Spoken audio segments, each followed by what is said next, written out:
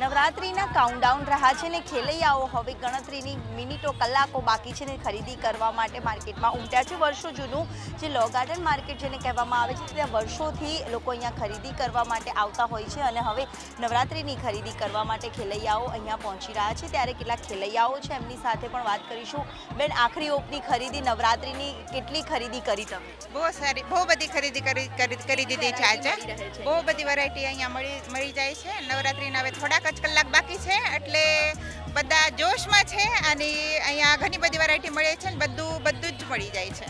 મોટી સંખ્યામાં ખેલૈયાઓની જે ભીડ છે તે અહીંયા નવરાત્રિની ખરીદીને લઈને જોવા મળી રહી છે।